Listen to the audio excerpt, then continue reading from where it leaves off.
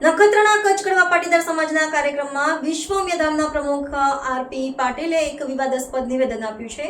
તેમણે જણાવ્યું હતું કે સમાજનું સંખ્યાબળ ઘટતું જાય છે અને એના કારણે આપોઆપ સામાજિક તાકાત અને રાજકીય શક્તિ પણ ઘટતી જાય છે।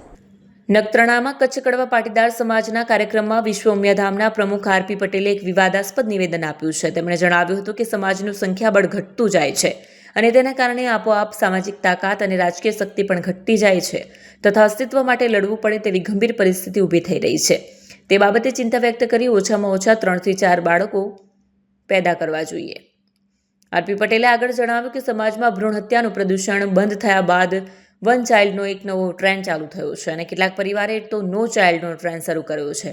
સમાજની ઘટતી જતી વસ્તી વચ્ચે અસામાજિક તત્વો દ્વારા જમીન અને મિલકતના જે પ્રશ્નો ઊભા થઈ રહ્યા છે તે સામે સમાજ સંગઠિત થઈને નહીં લડે તો આપણી સંપત્તિ જમીન જતા વાળ નહીં લાગે।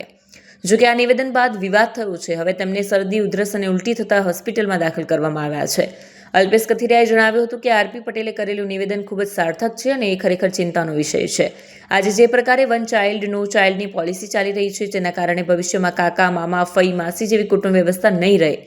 આનાથી સમાજની સંખ્યા પર પણ ગંભીર અસર થશે। આરપી પટેલના નિવેદન બાદ હવે અલ્પેશ કથિરિયાનું સમર્થન મળતા આ મુદ્દો પાટીદાર સમાજમાં ચર્ચાનો વિષય બન્યો છે।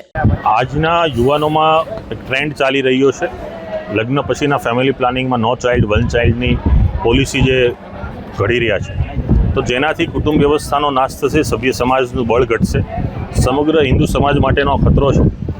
દરેક બાબતે ચર્ચા વિચારણા થતી હોય છે, પરંતુ આવા મુદ્દાઓ પર કોઈ પણ સમાજના આગેવાનો ખુલીને બોલતા નથી। ત્યારે આરપી પટેલે ખુલીને આ બાબતે ચર્ચા કરી છે, ખૂબ અભિનંદનને પાત્ર છે।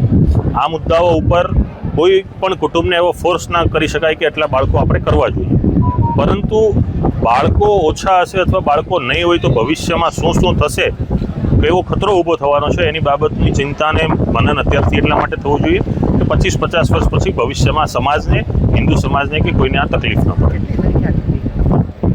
ચોક્કસ આંકડો અત્યારે આપણી પાસે ઉપલબ્ધ નથી, પણ આંકડાકીય રીતે જઈએ તો સમજો કે આજે 20 વર્ષ પહેલાં હિન્દુ સમાજની વસ્તી હતી, એનાથી વસ્તી ઘટી છે। બીજું, સમાજની વાત કરીએ તો પાટીદાર સમાજની અંદર જે પહેલાં આગળની પેઢીને જે બાળકો હતા, અત્યારની પેઢીએ બાળકો નથી કરતી, તો એની સંખ્યા ઘટી છે, માળખું ઘટ્યું છે। ઘણા પ્રશ્નો પણ એવા છે, બેરોજગારી છે, આ સમયમાં વધારે બાળકો હોય તો એનું શિક્ષણ છે, એનું આરોગ્ય છે, એનો ખર્ચો છે, એની જે જીવનભર એને જે આખી ખર્ચ કરવાનો છે કુટુંબ વ્યવસ્થાનો, એનો પણ લોકોને અગવડતા પડતી છે। તો એ માટે કુટુંબે પણ વ્યવસ્થા અગાઉથી થાય એ માટેનું એડવાન્સ પ્લાનિંગ કરવું। સાહેબ, બીજું કે 3-4 બાળકો પેદા કરવા જોઈએ, એને લઈને બોલ્યા છે તો કેટલું આવ્યું? જો બાળકો કોને કેટલા પેદા કરવા એ વ્યક્તિ કુટુંબ નક્કી કરતા હોય છે અને એ બે માણસનો વિષય છે, પણ એના બાબતે સલાહ કરતા સૂચવ એવો હોવો જોઈએ કે વન ચાઇલ્ડ અને નો ચાઇલ્ડથી શું ખતરા ઊભા થાય છે।